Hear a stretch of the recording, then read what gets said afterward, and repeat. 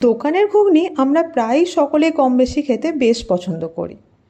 এবারে অনেকের কাছেই আমি একটা প্রশ্ন পেয়েছি, বাড়িতে কেন ওরকম দোকানের মতো সুন্দর খেতে ঘুগনি হয় না? বাড়িতে ওরকম দোকানের মতো টেস্টি ঘুগনি বানানো কি খুব কঠিন? উত্তরে আমি বলবো একদমই না। বাড়িতেও আপনারা কিছু বেসিক মশলা ব্যবহার করে দোকানের থেকেও ভালো ঘুগনি বানাতে পারেন। নমস্কার, আমি অর্চিতা, অর্চিমিত রেসিপি মার্ট চ্যানেলে আবারও সকলকে স্বাগত জানাই নতুন একটা রেসিপির সাথে। আশা করি সকলেই খুব ভালো আছেন। চলুন ঝটপট রেসিপিটা দেখে নিই। তো তার জন্য প্রথমে আমি কিন্তু কুকারে আগেই আলু এবং মটরকে সিদ্ধ করে রেখেছিলাম, যেটা কিনা আগের দিন রাত্রে ভিজিয়ে রেখেছিলাম এবং তারপরে মোটামুটি 7 থেকে 8 ঘন্টা ভিজিয়ে রেখে তারপরে সেটাকে অল্প একটু জল দিয়ে ভালোভাবে কুকারের মধ্যে সেদ্ধ করে নিয়েছি, যেটা আর আপনাদেরকে দেখাইনি, আমি এখানে বলে দিলাম। এদিকে একটা কড়াই নিয়ে কড়াইয়ের মধ্যে বেশ খানিকটা পরিমাণে সর্ষের তেল দিয়েছি, ওই মোটামুটি 3 টেবিল চামচ পরিমাণে হবে। তারপরে তেলটা গরম হলে তাতে ফোড়ন হিসাবে গোটা জিরে, তেজপাতা, গোটা গরম মশলা, শুকনো লঙ্কা দিয়ে দিয়েছি এবং সেগুলো একটু গরম হয়ে গেলে সেখানে দিয়ে দিয়েছি 1 চা চামচ পরিমাণে চিনি।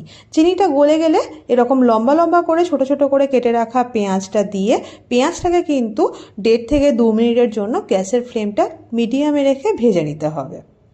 দেখতেই পাচ্ছেন কালারটা যখন ঠিক এই রকম আসবে, হালকা একটু দেখবেন কালারটা চেঞ্জ হতে লেগেছে, সেই মুহূর্তে দিয়ে দেবো আগে থেকে থেতো করে রাখা রসুন এবং আদা। রসুন আর আদার পেস্টও কিন্তু আপনারা এখানে ব্যবহার করতে পারেন। তার সঙ্গে চাইলে আপনারা একটু লঙ্কাও বেটে দিতে পারেন। এবারে আদা আর রসুনটাকে পেঁয়াজের সঙ্গে 1-1.5 মিনিটের জন্য ভেজে নেওয়ার পরে কড়াইতে দিয়ে দেবো আরও 1 চা চামচ পরিমাণে সর্ষের তেল এবং সেখানে দিয়ে দেবো আগে থেকে ছোট ছোট করে কেটে রাখা চিকেন। আচ্ছা, এখানে বলে রাখি আজকে আমি আপনাদেরকে মাংসের ঘুগনি বানানো দেখাচ্ছি। চিকেনের টুকরোগুলোকে পেঁয়াজ আদা রসুনের সঙ্গে আরও 2 থেকে 2.5 মিনিটের জন্য মিডিয়াম ফ্লেমে ভেজে নিতে হবে।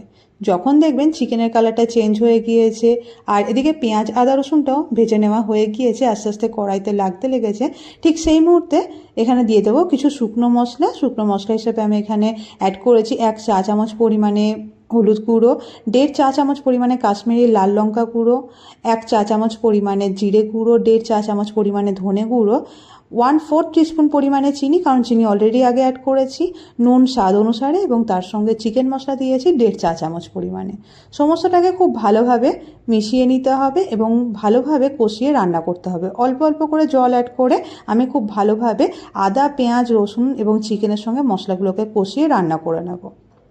যারা আমাকে প্রশ্ন করেছিলেন আপনাদের বাড়িতে যে ঘুগনি বানান সেটা কেন দোকানের স্টাইলে হয় না, তাদের জন্য কিন্তু আজকের এই রেসিপিটা। এইভাবে একবার আপনারা বাড়িতে কষিয়ে কষিয়ে ঘুগনিটাকে রান্না করবেন, দেখবেন খুব সুন্দর খেতে হবে। চিকেনের পিসগুলোকে যখন মশলার সাথে খুব ভালোভাবে কষিয়ে নেওয়া হয়ে যাবে, সুন্দর একটা কালার আসবে, তেল ছাড়তে লাগবে, ঠিক সেই মুহূর্তে আগে থেকে সেদ্ধ করে নেওয়া মটর এবং আলুটা দিয়ে দিতে হবে কড়াইতে। এবার খুব ভালোভাবে সমস্তটাকে কিন্তু মিশিয়ে নেওয়ার পালা। যার যেরকম গ্রেভি লাগবে সেরকম এবার জল আপনারা অ্যাড করতে পারেন। যেহেতু মটর এবং আলুটা সেদ্ধ করার সময় তো আমি খুব বেশি জল অ্যাড করিনি, ঠিক প্রয়োজন মতো পরিমাপ মতোই আমি জল অ্যাড করেছিলাম, তাই জলের পরিমাণটা কিন্তু কম ছিল, তাই আমি এখানে আলাদা করে জল অ্যাড করেছি। আর ভালোভাবে সমস্তটা মিশিয়ে নেওয়ার পরে এখানে কাঁচা লঙ্কা 2টো ভেঙে দিয়ে দেবো। লঙ্কাগুলো বেশ ঝাল ছিল আর আমি যেহেতু আগে কোনো বাটা মশলায় লঙ্কা ব্যবহার করিনি, সেই কারণে আমি এখানে 2টো লঙ্কাই অ্যাড করেছি। আপনারা আপনাদের টেস্ট অনুযায়ী কিন্তু অবশ্যই লঙ্কাটা অ্যাড করবেন। এবারে ঢাকা দিয়ে 10 মিনিটের জন্য গ্যাসের ফ্লেমটা মিডিয়াম টু হাইতে রেখে ফুটতে দিতে হবে।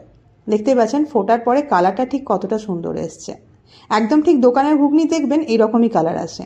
ওপর থেকে একটু ধনেপাতা কুচি এবং একটুখানি রোস্টেড কাসুরি মেথি ক্রাশ করে দিয়ে দিলাম। আর যেটা আমি অ্যাড করব সেটা হচ্ছে এখানে 1 টেবিল চামচ পরিমাণে বাটার। বাটারটা কিন্তু অবশ্যই অ্যাড করবেন ভীষণ সুন্দর একটা টেস্টের জন্য।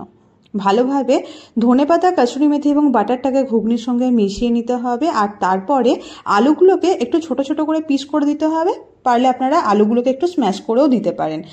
এতে করে কি হবে, ঘুগনিটা বেশ ঘন হবে আর থিকনেসটাও যেহেতু বাড়বে, সেই কারণে টেস্টেও কিন্তু একটা চেঞ্জেস আসে। সেই কারণে আলুগুলোকে আমি এখানে ছোট ছোট করে কেটে দিলাম। ব্যাস, এরপরে আর মোটামুটি 2 থেকে 2.5 মিনিটের জন্য ভালোভাবে ফুটিয়ে নেব। দেখতেই পাচ্ছেন ঘুগনিটা কিন্তু একদম সুন্দরভাবে রেডি হয়ে গিয়েছে। ওই 2.5 থেকে 3 মিনিট ফুটিয়ে নেওয়ার পরে গ্যাসের ফ্লেমটা অফ করে দিয়ে ঢাকা দিয়ে 15 মিনিট থেকে আধ ঘন্টা আমি রেখে দেবো। ব্যাস, তাহলে দোকানের মতো স্টাইলে ঘুগনি কিন্তু একদম